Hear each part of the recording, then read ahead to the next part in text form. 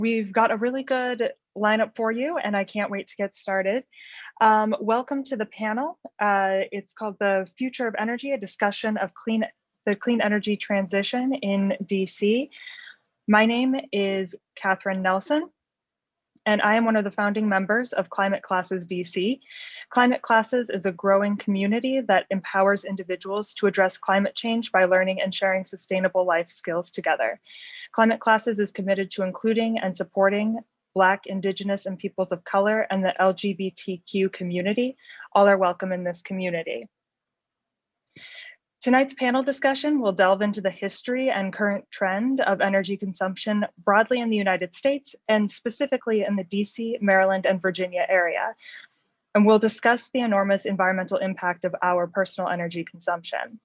We'll then discuss the process of electrification and the DC government's clean energy plan. And finally, we'll talk about the importance of individual actions in the shift to clean energy and suggest some action items you can use to make an impact in the clean energy space. We're very lucky tonight to be joined by 4 panelists. And now I'm going to turn over the mic to let the panelists introduce themselves and the organizations that they represent.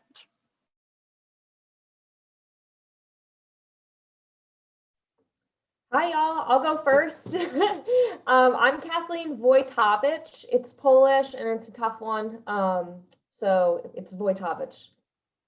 You'll never get it, but thank you for trying. I work for CleanChoice Energy. I've been with the company for going on 3 years at this point. And, you know, I actually say this kind of proudly is I used to be a climate denier. And I say that because I was able to change my mind and understand that I was denying the science and that I was on the wrong path. And that you can connect with folks and we kind of have to meet people where they're at and do what we can to get started. And so I'm really excited to be here with you guys as a passionate environmentalist and animal advocate, as you probably heard me talking about dogs earlier. Love them more than really anything. And so, so excited to be here with you tonight and talk to you about this important issue. Jaime, do you want to go next?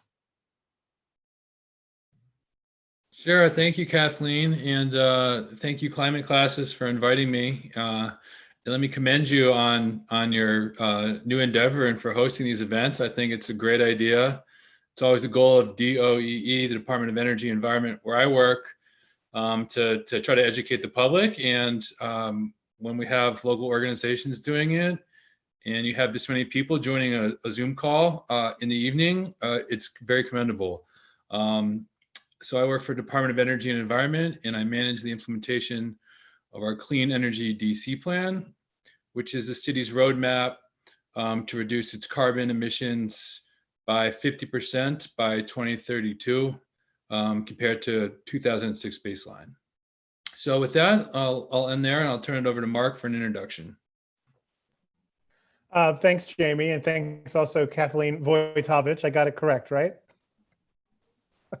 My name is Mark Rodeffer. I'm with the Sierra Club DC chapter. I'm formerly the chair of the Sierra Club DC chapter. I no longer am. Now I am primarily working on clean energy issues here in DC, and specifically on our Beyond Gas campaign, which is designed to try to eliminate the combustion of fossil fuels in buildings in DC. It's primarily for heating, space heating and water heating. And that's a really tough nut to crack. It's actually not as easy as transitioning electricity to renewable sources, which itself was no easy task. But to get us off of fossil fuels, mostly gas, methane gas in buildings, is going to take a big effort in the coming decades. And I think that leaves Duncan, right?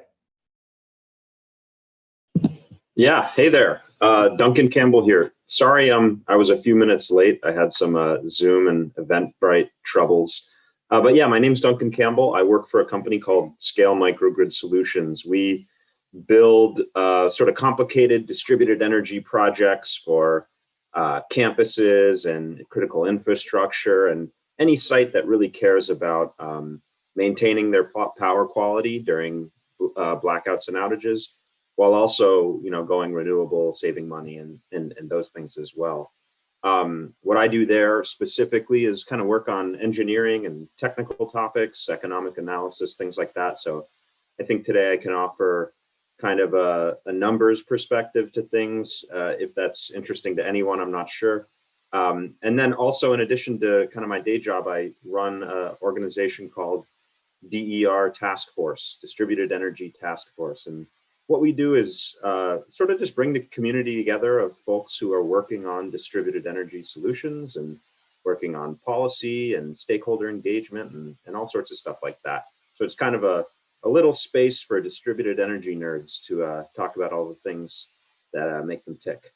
And yeah, really excited to be on this panel. It's a great group of folks, and excited to get to know everybody in the climate classes community. Thank you so much. Thank you all. Thank you also, Jaime, for the kudos, and thank you all for being here tonight. I can't wait to begin this discussion, and I'm sure everyone else on this call can't either. But before we get started, I do just want to go over a few things that I think will help to make this meeting as efficient as possible. First and foremost, we hope that everyone here finds this discussion engaging and educational, but we do ask that you not ask questions during the discussion. We've reserved time at the end of the talk for questions, and if you would please put your questions in the chat, we'll help to collect and get those answered at the end of the talk. And then finally, just as a reminder for everyone on this call, we are recording this panel and we plan to post the recording to our website, climateclasses.org, in about the next 48 hours. But if you're uncomfortable with being recorded, please do feel free to turn off your camera at this time. All right, well then, without further ado, we might as well jump into it. And so I'd like to kick off this panel with a big discussion about our current state of energy use. And Mark, I want to address the first question at you and talk about generally what the current state of energy consumption in the United States looks like, and what are some of the biggest sources of pollution in the United States?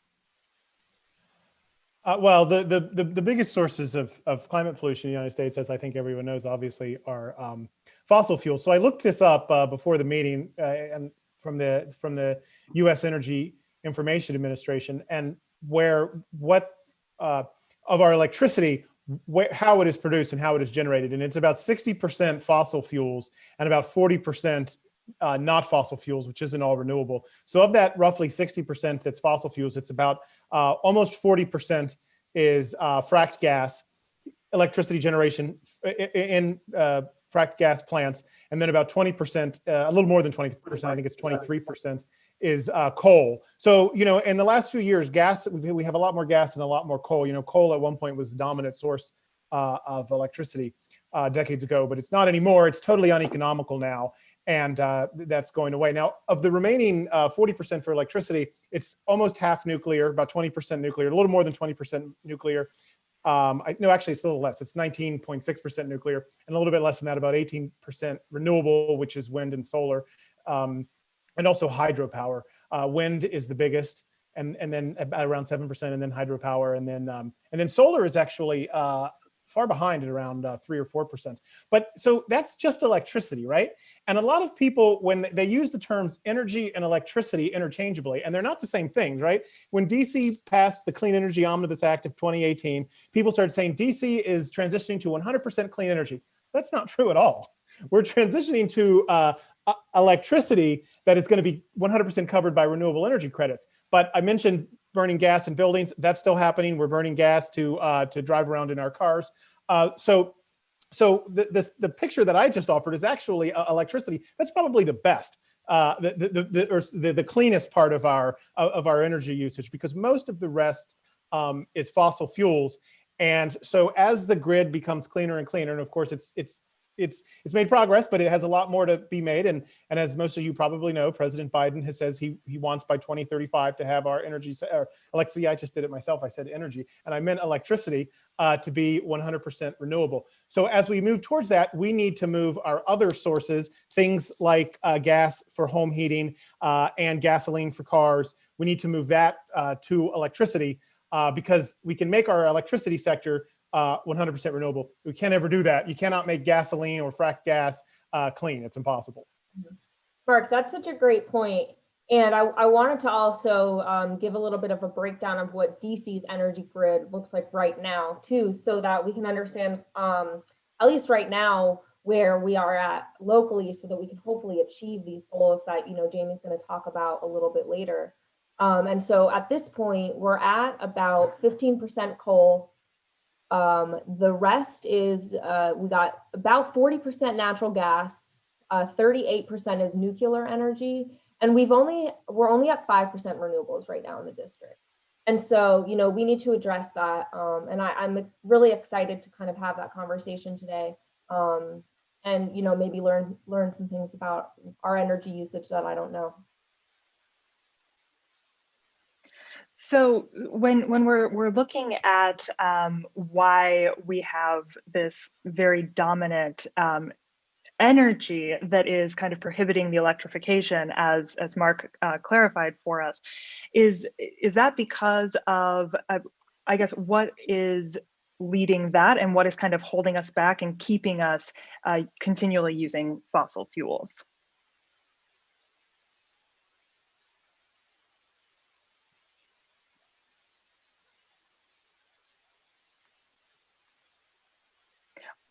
Duncan, I think you might be a good one to address this question. Sure. Yeah, I wasn't sure if I should jump in or not, but yeah, I think in the sort of two veins of decarbonization, one is making our electricity clean, and the other then is swapping electricity for other uses of fossil fuels. There's a number of things holding us back. I think the biggest challenge of climate change, though, is really the timeline, right? We pretty much know what we need to do now. There's some small things we still have to figure out that we don't have quite solved, associated with the, you know, the very end of the journey, right? But for the most part, we have a pretty good toolkit, right? Wind and solar have become phenomenally affordable. Batteries are as well now. Electric vehicles are very close to on the way. Actually, today, the total cost of ownership of driving an electric vehicle is less than a fossil fueled vehicle. It's just the upfront cost that's a bit more. So we have a pretty good toolkit, and it's getting better remarkably quickly. The challenge really is in the timeline we have, right? We have squandered a lot of time here, right? And so we have to make this transition very rapidly. I think you could say, at least this is the way I think about it, because the clean options are becoming so favorable, over time, over a long enough period of time, we're likely to decarbonize whether we want to or not, just because it's better. But that might take, you know, 2 times as long as we have, right? So really our challenge right now is, I think of like everybody who's involved in this as sort of being time travelers, right? We have to make the distant future be the near future. So to me, that's kind of the key thing we're solving for. And when you consider that, all of the little, it's this amalgamation of little roadblocks that ends up slowing us down. And so there's tons of things on the electrification side. You can talk to building contractors or people who have tried to install heat pumps, and you know they learn that you know their local industry doesn't even know what heat pumps are, or you know you deal with things like renewable energy might be competing in electricity markets that aren't really set up in a way that is advantageous to them and maybe favors the incumbents. So there's all these sort of little structural things that get in the way of moving quickly. I hope that's a useful answer. It's not quite specific, but that's the way I look at the challenge.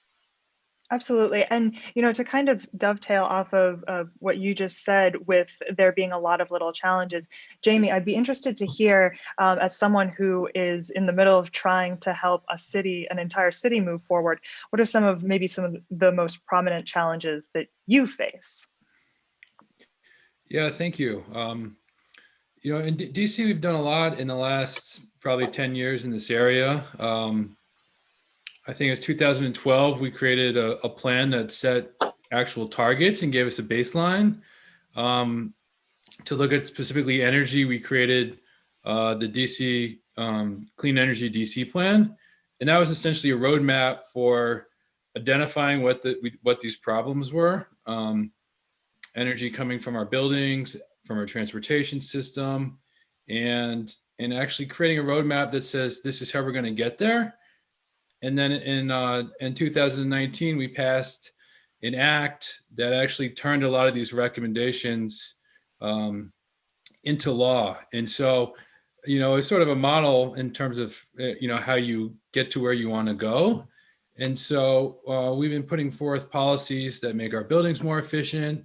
And, a lot of this, it's just going to cost money. It's going to take time. But it's all doable. And so in the short term, I think with the commitment and leadership we have, we can get there. And then, getting to zero, there's some sort of structural problems, but the short-term solutions are there and they're being implemented.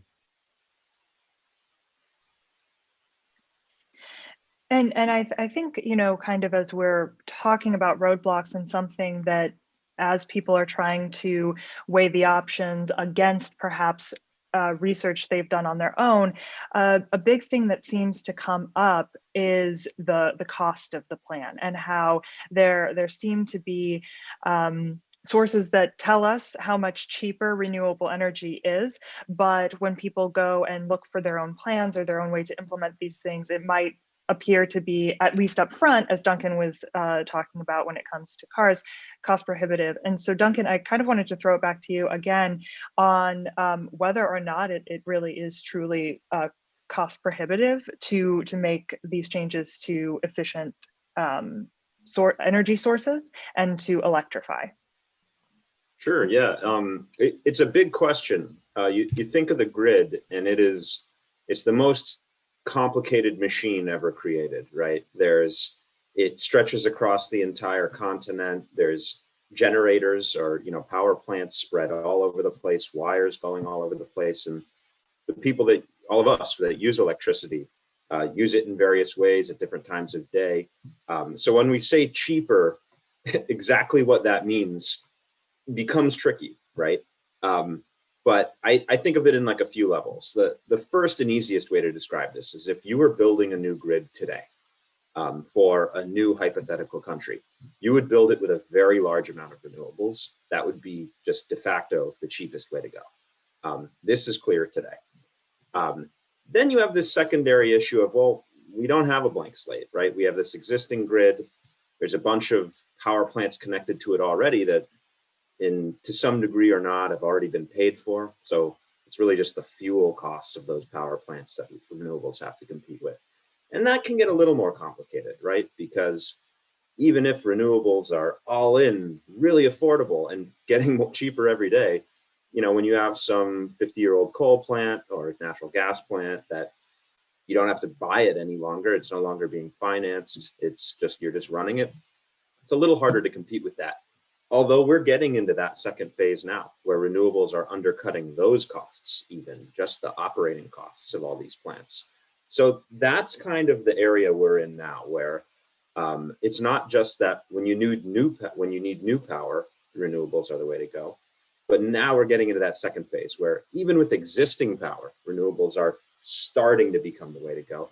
And sometimes it's a little more expensive, and sometimes it's actually quite a bit cheaper. It really depends on where you are and what you're comparing it to. And then it's very clear that over the next 10, 15 years, this cost trend is going to continue. And what it really all comes down to is, solar and wind is, it's a really elegant way to make power. It's a technology. You install it, you do minimal maintenance, and for 25, 30 years, it makes power. You don't burn any fuel. It therefore isn't exposed to the long-term fluctuations of fuel costs. It's almost like you're manufacturing the energy rather than converting it from a natural resource. And so it's just a really effective way to make power because it's all based on the technology as opposed to extractive resources. I wanted to add to that it's there's this idea that fossil fuels are cheap, which isn't really true. And Duncan said power plants are for the most part already paid for. That's not true of our gas infrastructure, right? Here in DC, where we have hundreds of miles of gas pipelines, which every city has, those pipes are old, sometimes up to a century old, and they need to be replaced. And AltaGas, which is a Canadian fracked gas supplier that owns our local gas distribution company, they want to replace all of those pipes and they want to charge their ratepayers for it. The Public Service Commission just approved the second phase of the plan. I forget the exact amount, but it was around $200 million, I think. The entire plan that AltaGas wants to foist on ratepayers in DC would cost almost $5 billion. The estimates vary, but up to $5 billion. Okay, so $5 billion is a lot of money. Maintaining this stuff is not cheap at all. And the way Washington Gas wants to be paid for it and amortize it, they want to have their ratepayers paying for this $5 billion pipeline replacement until 2085. That's 35 years after 2050 when we're supposed to be carbon neutral, and we shouldn't be using this stuff at all. I think it's a great point. Yeah, as we replace our existing fossil fuel infrastructure, if we replace it with more fossil fuel infrastructure, we're signing ourselves up for heartbreak somewhere, whether it's paying for stuff we don't end up using or whether it's end up using it, which would be even worse. It's not a good deal. And, you know, I wanted to then get into the third place, right? So we have new electricity, renewables are winning. Existing electricity, we're starting to win. Sometimes we're not, it depends. The third thing though, when we think about cheaper, which is, I think everybody probably here intuitively understands, but it's always important to drive home, is what do we mean by cheaper, right? Of course, we have, you know, the way we deal with the economics of energy today, but you really have to also think about the costs imposed on society by the emissions from burning fuels. And obviously there's the climate costs, right? That's kind of why we're here today, but that feels distant and far off. And sometimes people don't want to account for that, even though we should. But the health costs are immense too. The costs associated with air pollution from burning fuels are present and real. And they're also distributed unequally. So there's a justice issue here as well. But when you consider the avoided cost of healthcare that would result from getting off of fossil fuels, getting off of them is cheaper today. Just that's it, right? So this is what kind of in the economics world we refer to as an externality, right? And it's hugely important. Now, it's not as if someone in your neighborhood having asthma is a line item on your utility bill, right? But if it were, and ultimately we do experience these costs in our lives, we wouldn't even be having this discussion because it at a system basis, everything all together, it is the economically superior way to go. So I think there's a lot of arguments about cheaper versus more expensive to kind of wrap this three-parter up that are really rooted in, I don't know, the 70s and 80s when solar panels were like a toy. And it's just different now, right? They're being manufactured at massive scale in China, just like the CPU in your computer that you're watching this on is. We're in a very different world. And there's, like I said, there's kind of ways to think about cost that lead you even to today, suggesting a fully decarbonized energy system is cheaper. But even if you don't accept those things, as you look out over the next 20, 30, 40, 50 years, like this is going to happen. I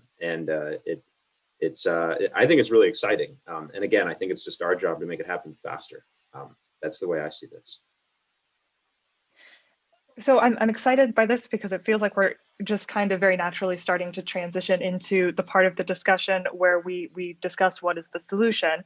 But before we do that, I kind of want to bum the audience out just a little bit more and really talk about where we are using energy and where we are limited in electricity. I think that when we think of all of the things that we use electricity for, we're kind of thinking on buildings, but as Mark said, you know, going back to how he started off this entire talk, fossil fuels are huge and they're a big part of our everyday life. And so, Mark, I was hoping to tap into your expertise a bit about natural gas in buildings and how buildings are a contributor in this space.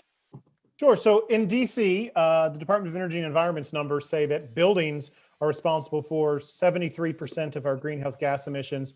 Transportation is 22%, and waste is about 5%, like when organic material is decomposing, especially if it's being done without access to oxygen. That creates methane, which is a very powerful greenhouse gas, which is also the same gas that we're fracking and burning. So DC's percentage of 73%.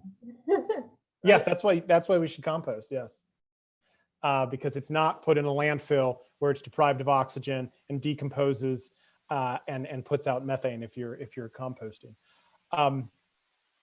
So anyway, DC's percentage of 73% from buildings is higher than most states because we have lower transportation emissions, because obviously we have better transit and it's easier to bike and walk places here in DC than it is if you were to look at another state, which is what we're compared to. So, and in those buildings, of that 75%, about roughly 2/3 is electricity and roughly 1/3 is gas. So about 50% of the total is electricity, and about of all the emissions, and about 25%, it's a little less than 25% is gas. Although we know, I mean, DOEE will freely admit this, that their numbers on emissions from the gas sector are underestimates because it's not taking into account what we call fugitive methane, which is methane that leaks. And when methane is combusted, it creates carbon, which is the most common greenhouse gas. When it leaks, methane itself is over 20 years a greenhouse gas that's 20 times more powerful than carbon. So when this stuff is leaked, it's really, really bad for the climate. And so, I mean, as I said at the beginning, we are moving away from electricity from fossil fuels, right? And the president wants to do that over the next 14 years to phase it out. Honestly, I don't think we're going to be able to phase out methane gas over the next 15 years. It's just so complicated to do. It's doable, but it's not just switching the source, right? If you have a furnace or a boiler in your basement or wherever it is in your home, and it's burning gas to provide heat, it's complicated to switch that out. Now, if you have ducts, if you have like a system with ducts with air coming out, it's not as bad to switch to a high efficiency heat pump, which can run on electric 100% clean energy, and is super efficient. So for not that much energy, it can create a lot of heat. But if you live in a row house here in DC, which we have a lot of, you probably have radiators, and that's hard to convert because heat pumps don't, I mean, radiators send that boiling hot water through the radiators, and that's how they heat rooms. So to convert from that to a heat pump is a little more complicated. And that's why I say, I don't think we could do it over the next 15 years. Hopefully we could do it over the next 30 years, which is DC's plan. The good news is the technology exists. Heat pumps are the number one thing. We can use heat pumps for space heating, heat pumps for water heating.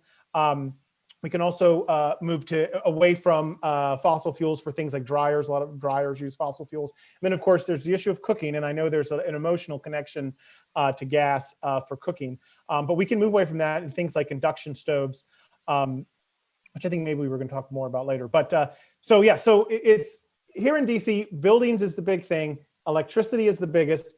Gas is the second biggest. The reason I'm focused on gas is because it's a lot harder than electricity. And it's something where after we passed the 2018 Clean Energy Bill, the Sierra Club said, okay, here in DC, I'm not claiming electricity is perfect, but we're headed in the right direction and we're doing nothing on these emissions of gas in buildings. And so that's why we're trying to move the conversation to that issue.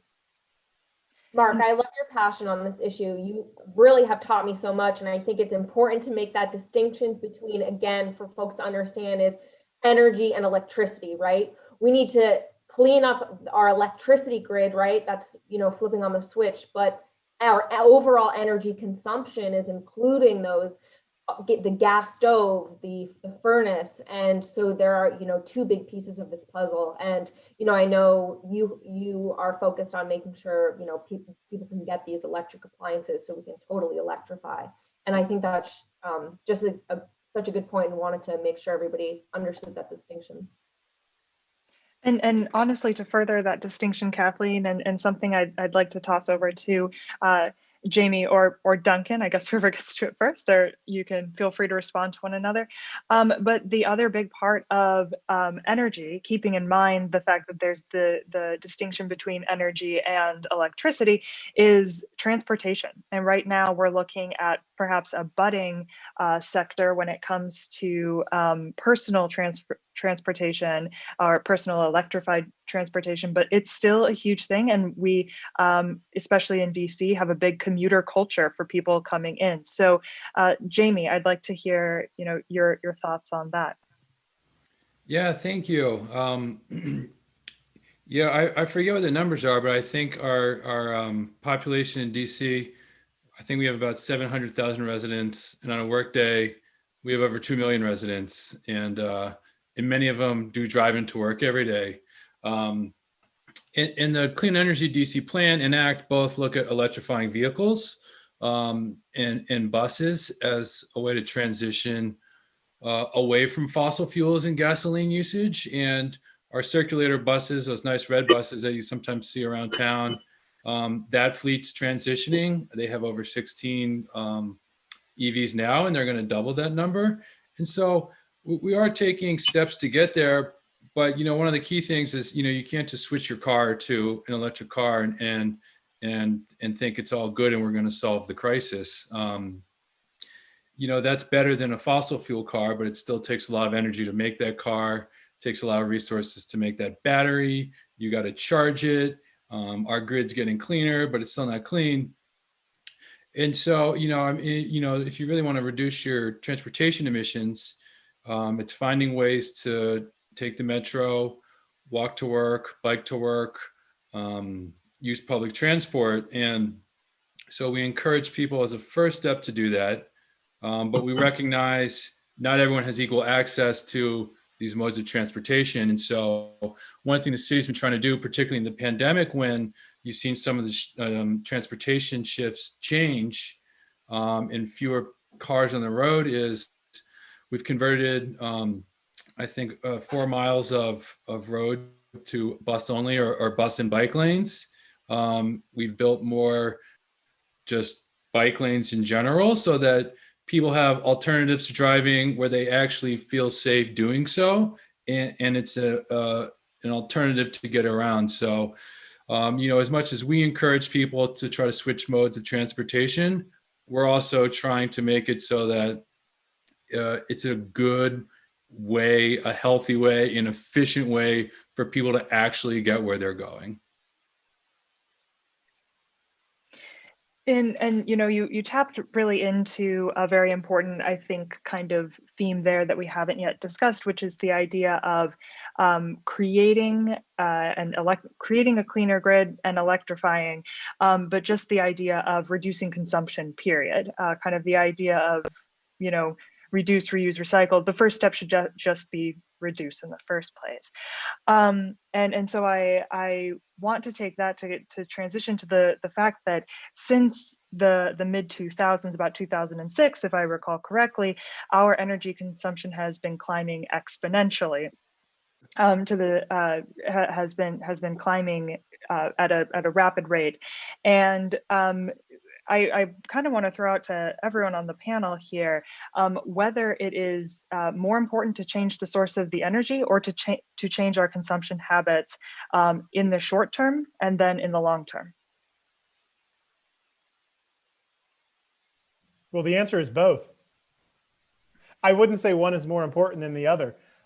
We have to reduce our energy use, and we have to transition to clean sources. And it's important. It's much easier to transition to clean sources if you're using less energy and gas, which is what I'm focused on. If you have a very leaky, drafty house that's not well insulated, basically, having a fire going that's burning, I don't even know how hot it is a good way to keep that building hot. But if it's airtight, if it's well insulated, you don't need as much energy to do it. It's one of those things, like a lot of things we see in energy issues, which is that you sometimes have higher upfront costs from things like making the building more efficient, and over the long term you'll save money. So this depends on what you're doing. There's usually a payoff period. It's only a few years.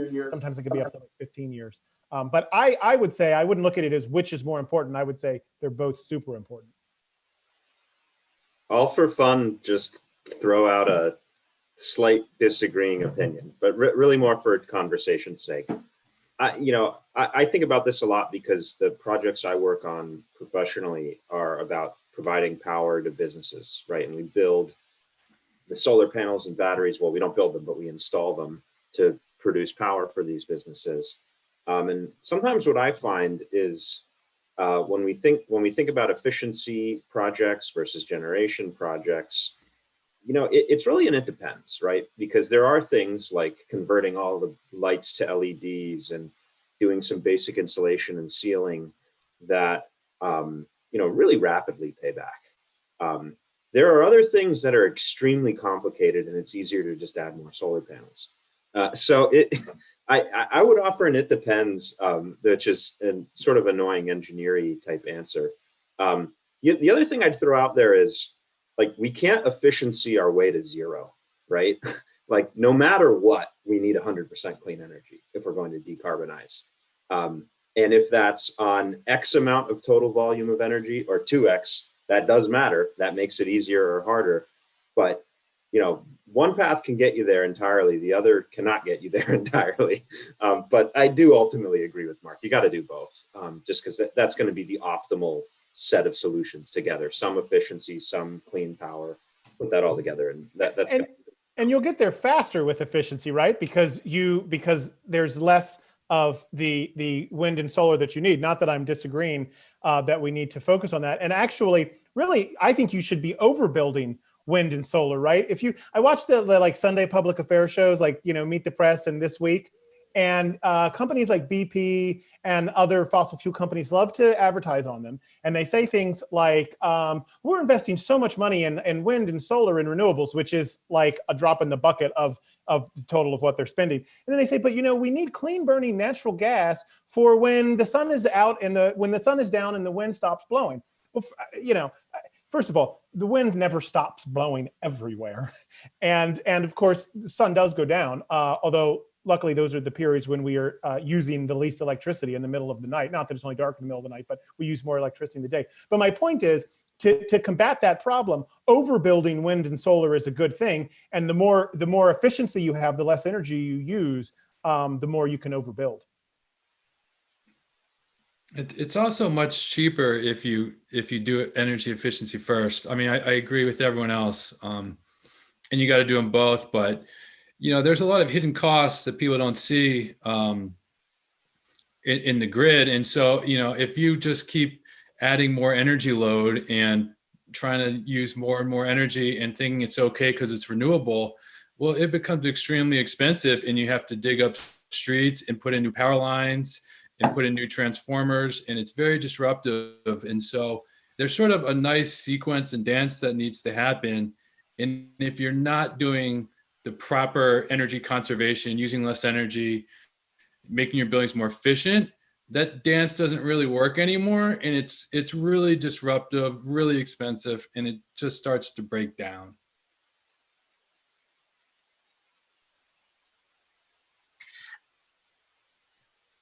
So sorry, Kathleen, I see you went off mute. No, you're good. Go ahead.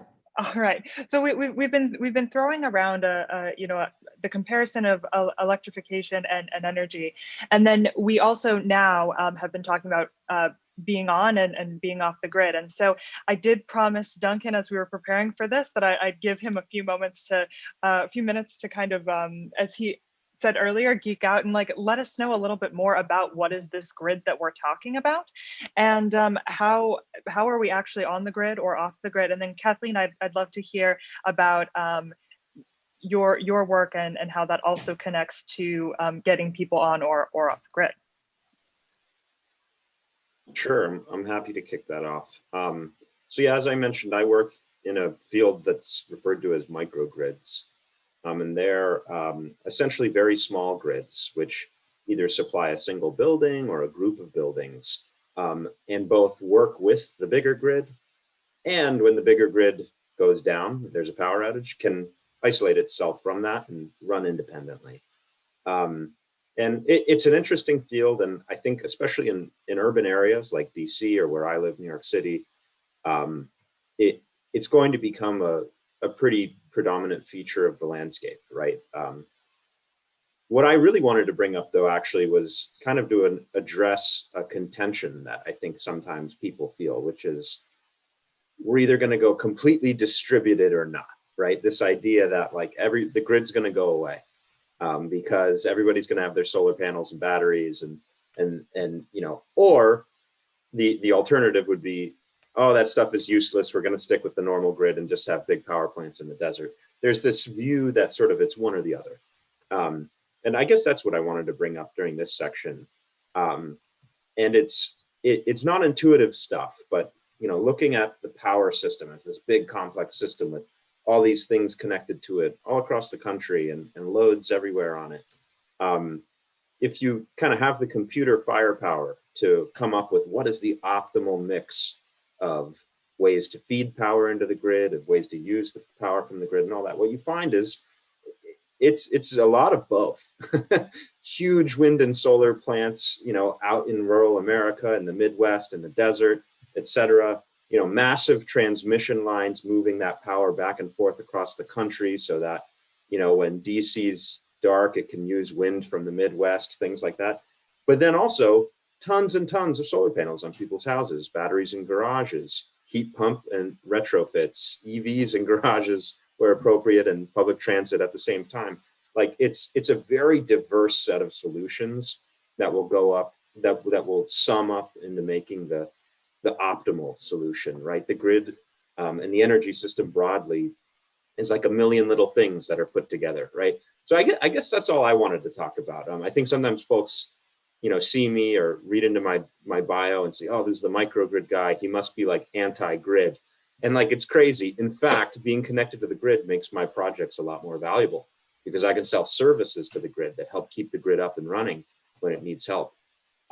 So I'll end it there. If it's an interesting topic for people, I'm happy to get more into it. But yeah, I think that the top level message though is like, we need big energy, we need small energy, we need energy storage. We kind of need it all as long as it's clean, because it's a big problem. There's a lot to do here.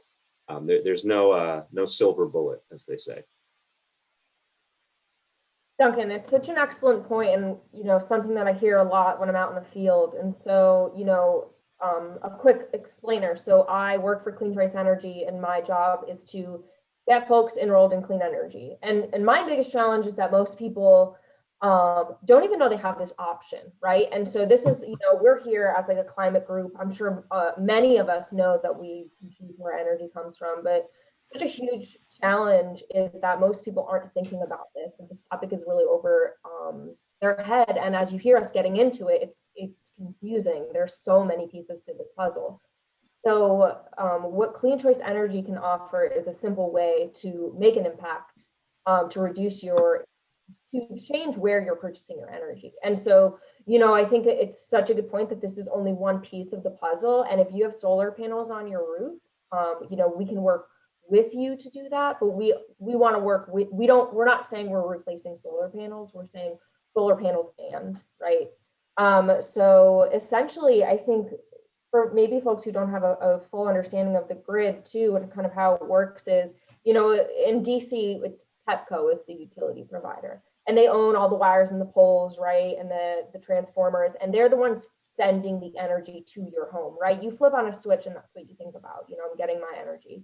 And then in addition to Pepco being that energy delivery service, they're also your energy supplier. So that's who's purchasing your energy for you. And so depending on what state you live in, you have a choice to choose where that energy is coming from. But that's just another big barrier, is that in every state, it's not a deregulated market. So at every corner that we turn, there are barriers that we're hitting, which, you know, I'm excited to keep having these conversations and, you know, hopefully break down these barriers. But again, you know, you can choose clean energy through your utility service so that you don't have to pay for polluting fossil fuels, and you can help add more clean energy to the grid. So we're up to this point, we've very much kind of talked about what is the problem and what are the components to the solution. And we, you know, economically and technologically, we have the components and we have an efficient way to change, but still there's a bit of a dragging process in actually doing this.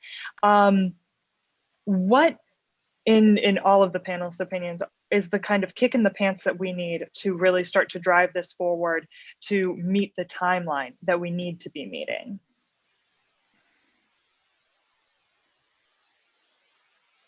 Are we thinking DC specifically here, or just US overall, or?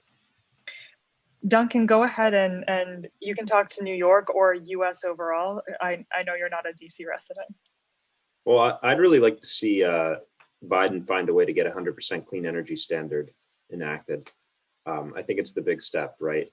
The electricity grid, making it clean is actionable. We pretty much know how to do it. There's a little bit to figure out, but pretty much. And it enables the rest of decarbonization, which is electrification. And what we've seen state by state is these clean energy standards are the path to making renewables happen. And in fact, the very reason renewables are cheap today is because years and years ago, early states had these mandates to get like 1% of their energy from solar, which kicked off this learning curve and made the technology better and better. So that's what I'd really like to see. If I could if I had to like stamp one thing, for me, that would be it. I'm sure there's a lot of other great stuff though, so I don't want to dominate the conversation with just that.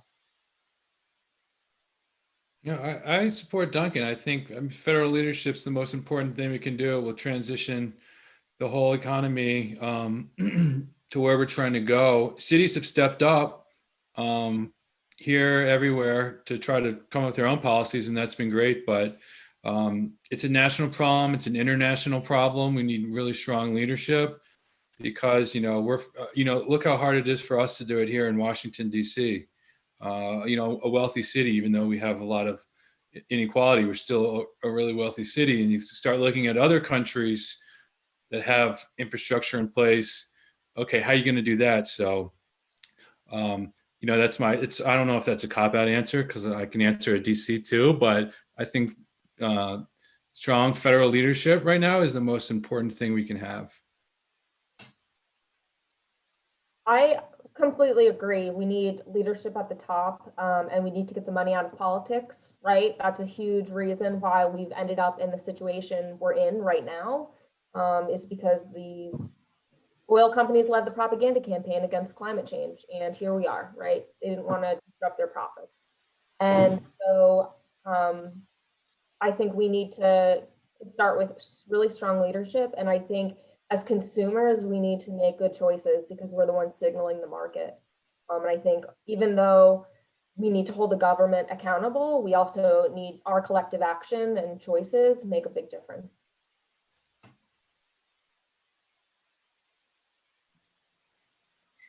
So, up to this point, we've kind of had this 10,000-foot view, and Jaime, as he's chimed in, has occasionally hinted at the DC plan and the clean energy plan that we have here. But Jaime, I really want to hand the mic over to you to talk more in depth on what exactly are the goals broadly that DC has set and the timeline for those goals. Sure. So the city has developed actually a number of plans, all based on the science and meeting the goals that the International Coalition of Scientists laid out, saying you need to reduce your emissions by this much by this date. So the high level goal is to be carbon free by 2050. Interim goal is to reduce our carbon emissions by 50% by 2032 compared to a 2006 baseline. So we've actually already reduced our emissions 30%. So we only have another 20% to go to reach our 2032 goal. But most of that shift has been from switching from regional power producers, switching from dirtier coal producing plants to natural gas. And there's also been more renewables brought on. And so there's still a lot of work to go. The city's also set some of the most stringent renewable energy goals. We have a 100% renewable portfolio standard for our electricity, which was, I think we were the first state to do that. We have local solar goals. So by 2032, 5% of our electricity should come from local solar, which, if you think about it, a lot of our energy comes from Pennsylvania, other states. And so all of our money flows out. It's bad. So we have here a clean local source of energy production, and there's real jobs associated with that. There's thousands of, or at least over 1,000 local solar jobs in DC. And so it really makes sense from a whole holistic planning approach to pursue these climate goals, not just for greenhouse gas reductions, which is our target. I mean, that is where we're focused, reducing greenhouse gas emissions, but there's a lot of other benefits that come into this, and they're pretty clearly laid out in the plan. And so to follow up on that, how is DC doing in meeting its goals so far? And where do we go after 2030? Well, we're doing well on meeting our goals. We're as I mentioned earlier, we're 30%. We've reduced our carbon emissions by 30%. The goal is 50 by 2032. So we're moving in that direction, but a lot of this is sort of low-hanging fruit. It becomes increasingly harder to get to zero emissions. And I mean, even if the technology exists, does it exist at scale where we can do this in all the other cities? So this is really going to be a challenge, and we're developing our carbon-free DC plan right now. And I can actually share a link with everyone if you guys want to go check it out, and you can participate in this process and give us feedback and share your thoughts on what we need to do to get there. But we have a strong vision, and we're developing the plan to get there now.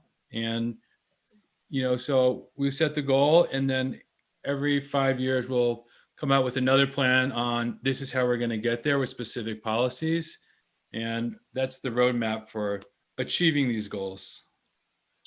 A lot of the goals tend to have, the goals are somewhat both large goals that have to do with, say, entire buildings or entire sectors of the city, excuse me.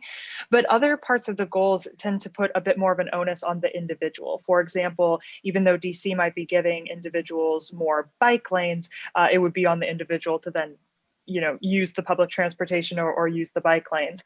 What is DC doing for making sure individuals have access, for example, to subsidies to be able to obtain solar power for their homes? Yeah, thank you for the solar question. We have one of the most robust solar markets in the country. And so it's accessible to most of you. If you're a homeowner, I would encourage you to really consider putting solar on your roof. There's some really generous subsidies that makes the payback, only a few years, and then you start making money after that on your investment. If you're an income qualified, a low income or below a certain threshold, we have specific solar programs to help these individuals and these families, where it's called our Solar for All program, where you can either get solar panels on your house or subscribe to a community solar project, and your bill will be reduced by about half, and you'll be getting this clean energy to your house. And actually, we just finished the largest community solar project in the city, which is an Oxen Run, which is, I think, in Southeast. And it was on a brownfield that, couldn't be developed because it had some pollution issues. And so it was really just going to waste. And we went in there and we built almost 3 megawatts of solar, and that's going to serve over 750 residents that live in that area.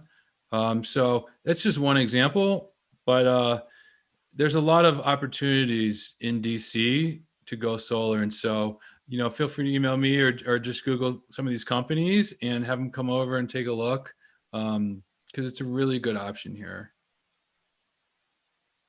And, you know, Jaime, I'm going to hit you with one more question. I know I've been kind of holding your feet to the fire with some Sure. rapid fire questions. But one of the things that we've talked about throughout this panel is that not only is there the climate crisis, but the climate crisis definitely severely impacts people in a very unequal way. And so I want to know a little bit more about what DC is doing to ensure that all residents in all wards in DC are able to have access to clean energy, and also that includes transportation, and what is the plan for ensuring that everyone, for example, has metro stops in their neighborhoods. Yeah, well, part of that question is a hard one. The metro part is hard, but equity is really key to this. You know, we're the whole movement trying to address this issue is going to fail if it is perceived or actually is just for certain segments of the population or well-to-do or particular races. It's not going to work. And so ensuring that these programs are targeted and benefit all of DC and really all of communities and every country out there is pretty critical. So we have Solar for All, which I just mentioned. We have a number of issues that are a number of projects and initiatives that try to address this. We're also expanding, for example, the circulator bus to Southeast Washington, and they'll be our electric buses, which are don't have the tailpipe emissions, which can cause asthma and other issues. So it's just it's a holistic planning approach that you got to do and ensure that all of our different wards, all 8 wards, get to benefit from this. And actually, I recently looked at the solar numbers, and our solar is pretty spread out through the city. And so you'll find, I think we have over 6,000 solar systems, solar PV systems in the city, and a lot of them are in Ward 7 and Ward 8. So we're doing a pretty good job, but you know, this needs constant focus and to make sure that it's actually be done equitable. Kathleen and Mark, as people who are both in the private sector, and Mark as someone who is constantly advocating in this space, what are things that you would like to see DC considering and thinking about? First, I wanted to say that we are really lucky to have the people that we do at the Department of Energy and Environment. I mean, at the top, you have Tommy Wells, and then, you know, we have also people like Jaime and a lot of other people who we, the Sierra Club, have worked with a lot of people at DOEE. And we're lucky that we have a Department of Energy and Environment where they really get it and that they are trying to do the right thing. I mean, you would hope that if someone is a public servant, they're trying to do the right thing, but that's not always the case. I think we saw that over the last 4 years, certainly. So anyway, so we're lucky to have that at the Department of Energy and Environment, and you know, that's not to say we don't agree with them on. We don't have any disagreements with them. We do have some, but they're doing a great job. You know, to be completely frank, our energy utility regulator is the Public Service Commission, and I would not say the same of them. I think they're stuck in an outdated mindset of what their role is. When we have advocated for you know, expanding clean energy. At one time at a public hearing, the chairman of the commission actually pulled out part of their mission statement, which says that they should try to protect the utilities' financial health. And he read that and said, "Don't tell me to prioritize climate change over their financial health." And it was disappointing, to say the least. So energy, anyway, you know, one of the things that we really do need is we need energy regulators who get it and who don't look at this as, okay, so the utilities are going to submit a proposal. You know, they want to increase rates so much and do this and that. And then the Department of Energy and Environment will weigh in, represented by the Attorney General, and the Sierra Club may weigh in, and the Office of People's Counsel, which represents ratepayer interests. It's a government agency, but it specifically represents the interests of the ratepayers. You know, all of these people are going to weigh in, and then our job is to split the baby. And we're not going to give the utility everything it asked for, but we're going to give it some. That's sort of been the mindset since the Public Service Commission has existed for, I think, about 100 years or 120 years, something like that. And I think that they need to start taking a proactive leadership role and saying DC has these climate commitments. DC wants to get to zero by 2050. And we need to be leading this process, not being proactive and not, like I said, splitting the baby and giving the utilities 80% of what they want instead of 100% of what they want. And I don't mean this in a way to be oppositional to the utilities. I'm not saying that we need to try to hurt them. Although in the case of Alta Gas, which owns our local gas utility, I mean, they are fighting our climate goals. They will say they support them. That is not true. So if, you know, they need to really change the way they do business, which they're very resistant to. But I would say that's, I think, that is the thing that would be most helpful to the DC government, would be a public service commission that is leading this process and is saying, okay, we're going to get to zero emissions by 2050. Said Mark. Also want to echo that DC really is a leader, and I think we're a great case study for the country and to, you know, get us to where we need to be, because climate change is happening now, and we're here, and it's only going to get worse. And so we need to mitigate. We're not going to stop it. We need to mitigate it. And I would just really echo, you know, there's so many environmental justice issues mixed up in this, and you know, even to call out, you know, this panel's mostly white, and that's something that I thought about, that I want to work harder at. And, you know, I think making sure that we're aware, getting the right people in the conversations, actually talking to folks and not just talking in our echo chambers. And probably my biggest concern overall is just the health impact. So when we're thinking about the type of heating and appliances and cars running and buses running, you know, this really is not just, you know, impacting climate, it is impacting health, which has so many downstream effects. So really thinking about how these emissions are impacting our communities. Duncan, I know you're not a DC resident, but as someone who's a New York resident, I would be curious to see if you also had anything that you would like to see, either your city or just more generally, some steps being taken. Sure, yeah, this applies to New York, but probably does to DC as well. And I won't be repetitive because I think everyone else's answers were excellent. So I'll try to add just something different. Energy resilience, I think, is really important in the face of climate change in urban areas, especially in underserved communities.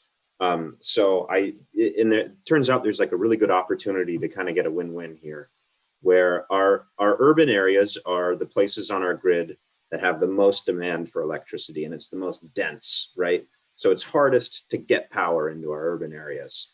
So we tend to have a bunch of natural gas power plants that surround them. We call these peaker plants. So, you know, in the summer when everybody's cranking their AC, the grid is really getting stressed out. We fire up all these old gas plants that are like spewing out untreated emissions. Sometimes we co-fire them with oil because gas is expensive at the time, which is really dirty. This is popular in Boston.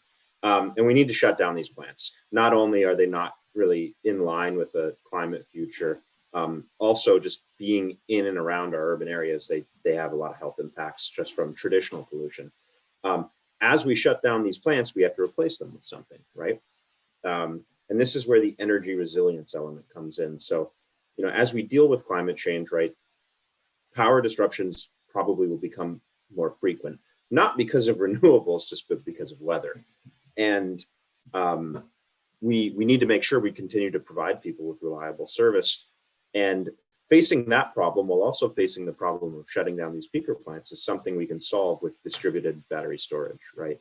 So we can help these communities get reliable backup power while also installing the assets that will do the job that the peaker plants did.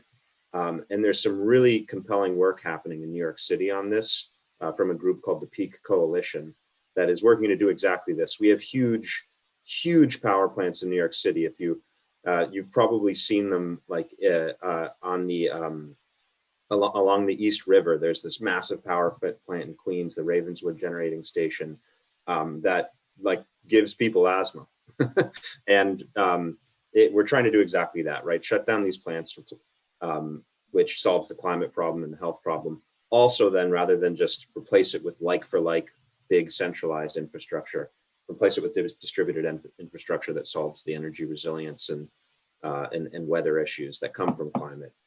So I'd throw that out there. I think it's a big opportunity in urban areas, but it's on sort of cutting edge. It hasn't really gone very far in being explored yet.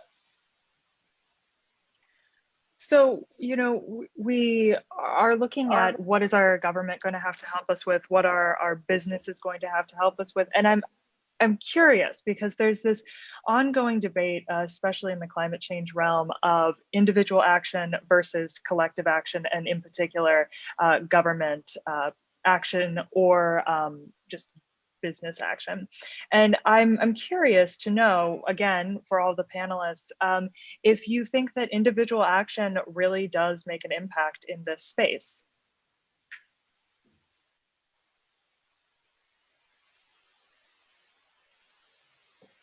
Yeah, I can go ahead and start, and absolutely. We need people to start taking these actions. We talked a lot about this in preparation for the panel about how dramatically the cost of solar and wind power has gone down. And that's because people were willing to take those first steps to invest in these technologies. And it's the same thing with everything. I mean, think about how much the first computers were, and now entire buildings were taken up by computers that had less capacity than the cell phone we all hold in the palm of our hands. And so you need these adopters. And fortunately, we've come in the past decade, the past few decades, we've come so far, and that's thanks to those adopters. And so I think individual actions are very powerful. Of course, we need governments to be held accountable and not only passing climate legislation, but being held accountable for enacting it.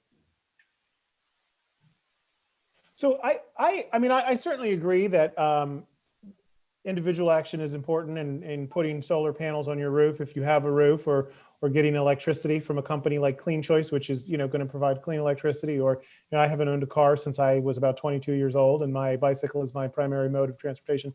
So I think all of that stuff is good, but that is not going to solve the problem of climate change. People saying, let me put solar panels on my house and let me ride a bike around, that's not going to solve the problem. We need big systemic change. When we are pumping fossil fuels into our building to combust them for heat, when we are using gas and coal plants to provide electricity, I can ride my bike as much as I want. That is not going to solve those problems. This question of how big is your carbon footprint, I'm not sure that's so important. I'm not saying people should have a huge carbon footprint or that's a good thing, but it's not like my carbon footprint or the carbon footprint of everyone on here is going to solve the problem. We need action at the government level, and we need to have the lies and misinformation that we've had all the way from the huge companies like ExxonMobil, which has been doing it for decades, and here in Washington, Alta Gas, which owns our local utility, Washington Gas, also providing lies and misinformation and trying to trick us into continuing to use this. So I think individual action is important, certainly, but we need something bigger and more systemic if we're really going to solve the problem. Yeah, I think I'd kind of agree with both. I mean, generally, my perspective is Mark's. I think, climate change is probably the gnarliest systems problem out there, and so you do need a systems solution, right? I do think there's a really particular space for individual action, though, and it's not that we're going to all solve climate change by like taking shorter showers or something like that, but that for those who are inclined and those who do want to do this, it is an ability to speed things up, right? You see this across lots of different issues, but before systemic policy is popular, it's popular with groups of individuals, right? And before systemic policy is viable, it's popular, right? So there's some amount of critical mass of people who support the outcome that a policy would push us toward. That is needed, right? It's why I think, the early solar industry in like the 90s and early 2000s, which was not built on saving people money, it was built on people who just wanted solar. We owe them a lot, right? Because they kind of got this whole thing moving. And so I do think there's a big role for individual action. It is just not the the comprehensive thing that is going to get us out of this mess. So if you're inclined for individual action, I really encourage you to take it. It's awesome, and it moves this thing along much faster. But at the same time, yeah, the carbon footprint calculators and things like that, it's just not it's not how we're going to get this done. So my view is both.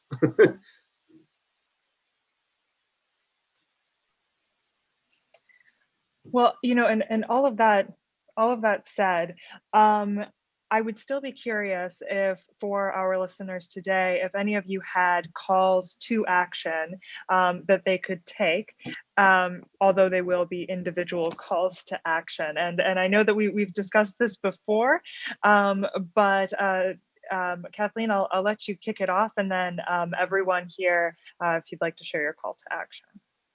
Yeah, absolutely. And I want to say I couldn't agree more. Switching to clean electricity is not going to stop climate change. I know that, you know that, we all know that. What I like to think is we can't just do little by little, but we need to send these market signals. And not only when you choose clean electricity, you're not paying for the dirty energy anymore. And I think that's not nothing. You're choosing to empower your dollars to pay for wind and solar power rather than spending it on burning coal or burning natural gas. And I think we need to do that on a large scale, and an individual scale isn't going to, change the world, but I think it helps. And so I do want to make a plug. If you want to get signed up for clean energy, it's really simple. I've been enrolled for years at this point. I think quite a few people on this call are enrolled. I am offering a solar lantern, which is really cool. It packs down really small, and it's good for camping. I actually took it to a farmer's market recently at night and used it to look at some of the jewelry one of the vendors was selling. And if you're not interested in another product, we have a cool promo with the Humane Rescue Alliance. I shared, I'm a crazy dog lady. When you enroll in clean energy, we will donate $50 to the Humane Rescue Alliance to actually help with their rescue efforts for animals in the face of natural disaster. So again, as we know, with climate change, increased wildfires, I don't want to end on a negative note, but help save the dogs and reduce your impact with clean energy. I'll drop the link in my email in the chat box.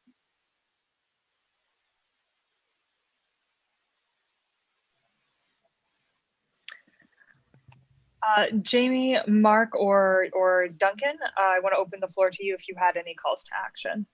Well, so I have one that is an individual action, but trying to go for the larger action that we need. And it's not, Kathleen said switching to CleanChoice energy is not going to solve climate change. Well, that's true, but no one individual action is going to solve climate change, right? There's a billion things that need to happen for this to work. So one of the things that we're working on right now at the Sierra Club in our Beyond Gas campaign is DC's Energy Efficiency Program, which is called the Sustainable Energy Utility and is funded by a surcharge on utility bills, is administered by the Department of Energy and Environment, and they have a 5-year contract with a company that runs the Sustainable Energy Utility, and it's coming up for renewal next year, the 5-year contract. Right now, they subsidize gas. So you guys have heard my pitch tonight. I certainly don't think that's a good idea. Well, let me correct myself. They don't subsidize gas itself. They subsidize gas appliances and gas systems. They subsidize new gas systems, and they subsidize upgrade to gas systems. Our argument is that's totally inconsistent with DC's climate goals, and the Department of Energy and Environment should stop incentivizing any kind of gas programs. It's a complicated issue. I'm not denying that, and there's questions of cost and other things.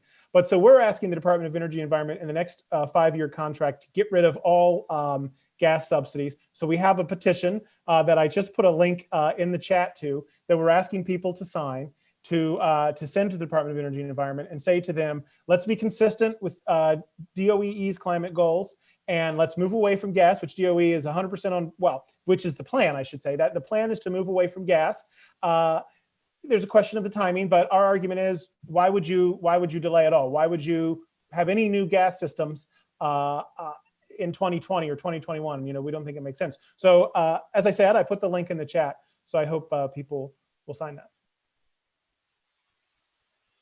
Cool. I'd have one call to action, I guess, in addition to like the stuff we all know, which is like vote and, you know, participate in local actions, whatever they might be, activism or whatever it may be.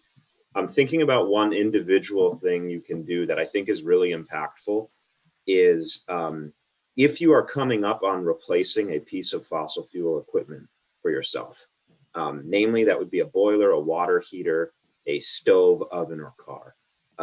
Try to replace it with an electric one.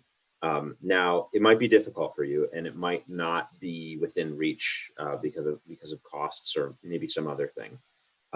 But I think it's worth giving that little extra effort to attempt to replace it with electric ones, because the issue is when we replace equipment with more fossil fuel equipment, we lock in another 20 years of fossil fuel emissions. So I think it's one thing that an individual can actually really have a pretty leveraged impact on, because they control it more strongly than anyone else. And, you know, of course, it's not to shame anyone who can't afford an electric car, right? Like it's not to say this outcome is guaranteed, but if you're looking for a place to put a little extra effort in, and this summer your water heater blows out, like this could be a good place to do it. And I'd highly recommend that. Now, Jaime, you can't ask them to not sign the petition from Mark. So, Well, I mean, so that's interesting because I had a call to action, but then I decided this is clearly an engaged group of folks we have here who have stayed with us the hour and a half in the evening. So I decided, hey, I don't need to tell them, you know, to get engaged and make their voice heard in this issue. And then I was going to ask, you know, you tell me what the call to action is and what you want from the government and what we can do. But then Mark said, okay, this is what you can do. This is our ask to DOE. So, so now I don't know what to do, but I'll end it just by saying DC has a lot of resources out there for you, whether it's solar or if you want to upgrade your appliances, to Duncan's point, and I can help you find those, but also I can give you resources if you want to tell us what we can do for you and what you need, because we're always working on things and we really do listen, and then it helps us build it into the plan, and then you can advocate for it. Could I just say really quickly that when I said I put the link in the chat, I actually only sent it to Catherine. So then a minute or two later, I realized that and I sent it to everyone. So when you heard me saying it's in the chat, it wasn't, but it's there now. fantastic. So thank you, first of all, to all of you for taking time out of your schedules and for coming and talking to us tonight. It's been a fantastic and engaging discussion. We do have a few questions that we will get to, but before we do that, shameless climate classes plug. If everyone here has enjoyed this conversation, Climate Classes is not only exploring energy, but we are trying to explore many different realms of climate change and ways that individuals and in particular communities can get involved. You can check us out at climateclasses.org, or you can follow us on Twitter or Instagram. Both of those handles are at Climate Classes. And if you have just one-off questions or things that interest you, or you want to start a conversation, we're really happy to talk. And if we don't have the answer, we'd be happy to work with you to help to find that. But now, before we get into the questions, the big part that I assume that all of you hung on for. We can't hear you. I can hear you. Is it me? I can hear her. Yeah. Oh, Just you, Kathleen. Sorry. okay, good. Before we get into a few questions that we did receive from the audience tonight, I assume that all of you hung on for the full hour and a half to hear the announcement of the raffle winner. And so I will turn it over to Kathleen, who is our kind of Vanna White tonight, to let us know what have they won and who has won the solar prize. Yes, the winner of the solar prize is, and it is a solar charger, Waka. I use mine to charge my phone, It is fantastic, really love it. And it's just, again, all these things build on each other, right? To get us to where we need to be, to get to zero emissions, step by step. And the winner is Jaime Kern. So Jaime, connect with me. I will mail you your new solar charger. So Jaime, if you want to message Kathleen directly in the chat with a way to get into touch with her, then we'll make sure that we get you your new solar charger, and congratulations. That's cool, thank you. I didn't even know there was a raffle. Oh, well, fantastic. So you got like a bunch of free knowledge and a solar charger, which is awesome. Yeah. All right, so we did have a couple of questions. I will be mindful of time. So to the extent that your question is not answered, again, do please feel free to engage with us through our website or by emailing us, and we're happy to try and address these other questions for you. But the first question that we have that I think is a great question, especially since we are all still going through the working from home and COVID phase, is whether or not we have seen any reduction in building energy usage with offices empty during the pandemic. So definitely, yeah. I don't have the numbers in front of me, but I'm the sort of person who looks at like hour by hour energy demand, which I hope no one else feels compelled to do, but I do. And yeah, the way that shape changes throughout the day has changed massively. The commercial sector's way down, the residential sector's up. What I don't know actually off the top of my head is like aggregate, what is the change? Just all in, are we using more or less? I'm not actually sure there. But it was, I know a lot of utilities had to do a little scrambling to figure out exactly how they were going to react to this.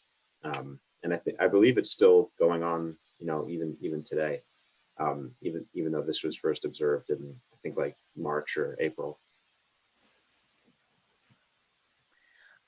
Jaime, by any chance, do you have any statistics that are DC specific on how, you know, for example, our downtown sector might be affected, because that's where we have so many office buildings? No, I don't. I know it went down like what might seem substantially, like I'm just throwing this number out there, don't quote it, like 15%. But our building occupancy was down like 90%. And so is that a good number? I'm not sure. So another question that we got, and this was kind of as we were talking about the trying to consume less energy versus just making an overall shift to clean energy and electrification. And Laura asked, how do we prioritize which facilities should be shifting first? Well, one thing I think is absolutely essential is to focus on low-income communities and on affordable housing first. They should be first in line for the benefits of clean and affordable energy and for the transition off gas. I mentioned that Washington Gas wants to be charging us until 2085 for this stuff. As the gas grid gets smaller and there are fewer and fewer people on it, the cost per person is going to go way up. And that's why we need to make sure the people with the least ability to pay are the first in line to get this. And also that affordable housing, everyone knows DC has an affordable housing crisis. As we build more affordable housing, we should do it in a way so that these are highly efficient buildings that are using clean energy. You know, things like solar. Jaime mentioned we have a great solar market in DC rather than our very expensive fossil fuel system.